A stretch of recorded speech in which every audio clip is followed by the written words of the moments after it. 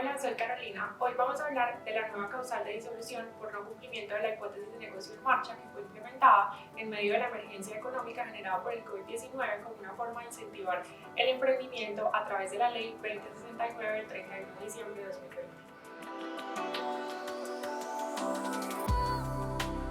Y es que esta ley dejó sin efectos el artículo 457 del Código de Comercio, que establecía la causal de disolución por pérdidas que redujeran el patrimonio neto de la sociedad en más del 50% del capital suscrito, e introdujo una nueva causal de disolución, que es el no cumplimiento de la hipótesis de negocio en marcha.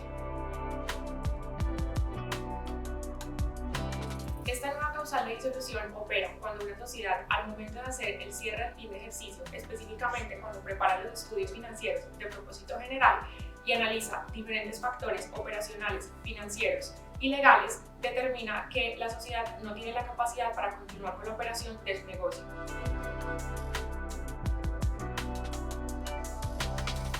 El estudio económico para determinar si una sociedad se encuentra o no incursa en la causal de no cumplimiento de hipótesis del negocio en marcha debe hacerse con una proyección de al menos 12 meses, contados a partir del final del periodo del ejercicio que se está informando.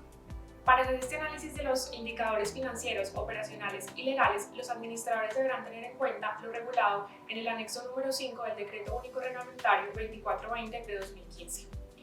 Una vez analizados estos indicadores, los administradores pueden encontrarse con tres escenarios distintos respecto al cumplimiento o no de la hipótesis de negocio en marcha. El primero de los escenarios es cuando los administradores pueden determinar que la sociedad cumple con la hipótesis de negocio en marcha, es decir, que la sociedad cuenta con la capacidad para seguir operando y asumir las obligaciones que sean exigibles en el futuro. El segundo de los escenarios es cuando los administradores encuentran incertidumbres o dudas significativas respecto de la capacidad de operación del negocio. En este caso, deben revelar esta información en los estados financieros. En el escenario de las incertidumbres o dudas significativas, se parte de la idea de que el negocio sí tiene la capacidad de continuar en marcha, solamente que hay ciertas incertidumbres sobre la capacidad de cumplimiento de sus obligaciones. Dentro de estas incertidumbres hay dos muy importantes que hay que tener en cuenta, ya que vienen reguladas por la Ley 2069 de 2020 que ya indicamos y los decretos reglamentarios que regulan dichos escenarios. Estas dos dudas son los deterioros patrimoniales y el riesgo de insolvencia.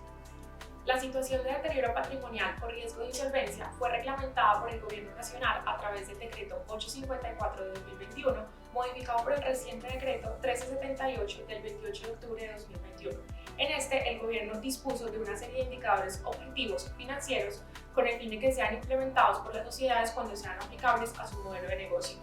Es muy importante tener en cuenta que a partir de la Ley 2069 de 2020, mediante la cual se introdujo la causal de hipótesis de negocio en marcha como causal de disolución,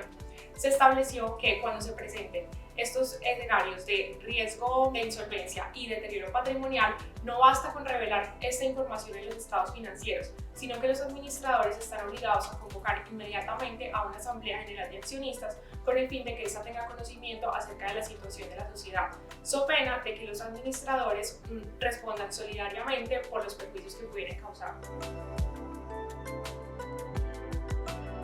El tercer escenario con el que se pueden encontrar entonces los administradores es cuando determinan que la sociedad no cumple con la hipótesis de negocio en marcha, es decir, que la sociedad no tiene la capacidad de continuar normalmente con sus operaciones y con los pasivos que tiene. Con la llegada de la Ley 2069 del 2020, surgieron dudas en el momento de su expedición acerca de si era posible o no enervar esta nueva causal de disolución. ¿Por qué? Porque el artículo 4 de esta norma, cuando introduce la causal, dice expresamente que se debe convocar a la Asamblea General de Accionistas para que ésta tome decisiones respecto de la continuidad o la liquidación de la sociedad. Entonces esto empezó a generar ciertas suspicacias acerca de si era posible o no enervar la causal. Frente a ello, la Superintendencia de Sociedades ha tenido diversos pronunciamientos en los que ha sostenido la misma línea interpretativa y argumentativa del artículo, determinando que una vez la sociedad se encuentra incursa en la causal de incumplimiento de la hipótesis de negocio en marcha, debe proceder con la liquidación de la misma. Según la Superintendencia de Sociedades, lo que el máximo órgano social puede entrar a debatir es cómo salir de aquellas situaciones de incertidumbre o dudas significativas, como lo son el riesgo de insolvencia o el deterioro patrimonial que ya fueron explicados, Pero lo que afirma la superintendencia es que una vez los estados financieros revelan que hay un incumplimiento de la hipótesis de negocio en marcha, no queda otra salida que la inminente liquidación, en palabras de la superintendencia, de esta sociedad. Para sostener su posición, la superintendencia ha adoptado básicamente dos argumentos. El primero de ellos es la lectura integral del anexo 5 del Decreto Único Reglamentario 2420 de 2015, en el que se afirma que la hipótesis de negocio en marcha se da cuando la sociedad no tiene otra alternativa real y diferente a la liquidación. Adicionalmente, con la Ley 2069 se derogó explícitamente el artículo 459 del Código de Comercio, que regulaba las medidas que podía adoptar el máximo órgano social con la anterior causal de disolución por pérdidas. Ahora vamos a entrar a ver los principales lineamientos que ha dado la Superintendencia de Sociedades cuando se está en curso en esta nueva causal de disolución.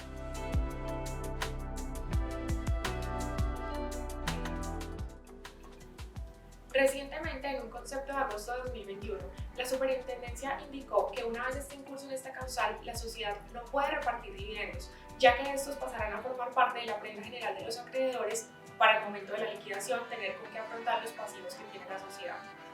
En caso de que se hubieran decretado dividendos que aún no hayan sido pagados, estos entrarán a formar parte del pasivo externo y serán pagados conforme a la prelación de créditos. Otra de las condiciones que ha dicho la superintendencia es que ya no podemos operar como con la anterior causal de disolución por pérdidas, que se jugaban dichas pérdidas con el capital o con la prima en colocación de acciones o en prima de emisión. Esto ya no puede realizarse en el escenario de esta causal porque, como ya dijimos, debemos proceder con elaborar unos estados financieros pendientes de la liquidación de la sociedad. Uno de los aspectos más importantes que debemos tener en cuenta y que ha sido reiterado en los conceptos de la Superintendencia de Sociedades es que esta causal de disolución no va a operar claramente de pleno derecho. Entonces yo tengo unos estados financieros que me dicen que no cumplí con la hipótesis de negocio en marcha y debo someterlos a la aprobación de la Asamblea General de Accionistas, pues ella tiene reservada la facultad de su aprobación. La Asamblea podrá determinar que no esté de acuerdo con dichos estados financieros, no aprobarlos y ordenar su rectificación cuando encuentre dudas que claramente tienen que tener cierto soporte financiero y probatorio que me permitan determinar que la sociedad tiene capacidad de recuperación y que por lo tanto no es inminente su liquidación, es decir, que no estaría realmente incursa en la causal de liquidación. Todo este análisis está soportado porque la anterior causal de disolución por pérdidas era un caso netamente objetivo, matemático, de determinar si se disminuía o no el 50% del capital suscrito a partir del análisis del patrimonio neto. Ahora no, ahora con la hipótesis de negocio en marcha, que como ya les dijimos está regulada en el decreto reglamentario 2420 de 2015, hay muchas posibilidades y indicadores que la sociedad tiene que evaluar para determinar si la hipótesis de negocio en marcha se cumple o no. Créditos a largo plazo, venta de activos, aportes a capital que puedan hacerse. Entonces hay muchos otros escenarios que validar antes de declarar o no el incumplimiento de la hipótesis de negocio en marcha y por eso se diferencia totalmente de la anterior causal de disolución por pérdidas. Una vez el administrador determina que la hipótesis de negocio en marcha no se cumple, debe convocar inmediatamente a la Asamblea General de Accionistas para que se decida la disolución y liquidación o la aprobación o no de sus estados financieros conforme a lo que acabamos de explicar. Asimismo, debe suspender la realización de nuevas operaciones comerciales. También es muy importante tener en cuenta que en principio, a menos que haya una situación especial de vigilancia y control, no es necesario reportar esta información a la Superintendencia de Sociedades.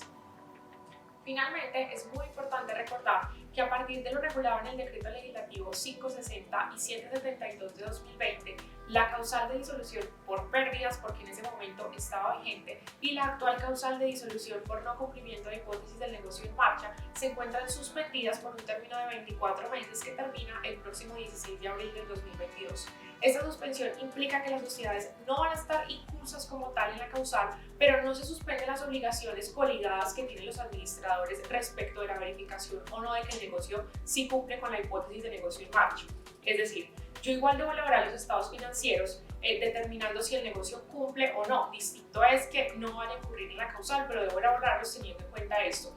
Y si encuentro riesgos de insolvencia o deterioros patrimoniales, debo igualmente proceder a convocar a la Asamblea General de Accionistas para que ésta tenga conocimiento de ello y adopte las medidas financieras que sean necesarias, porque la suspensión no implica la suspensión de estos deberes como ya ha sido explicado. Esperamos que haya sido clara la explicación de cómo está operando en la actualidad esta causal de disolución que aplica a todos los tipos de sociedades y además a las sociedades de sucursal extranjera. Recuerden que si tienen alguna duda pueden contactarnos en el área de comercial corporativo de la firma.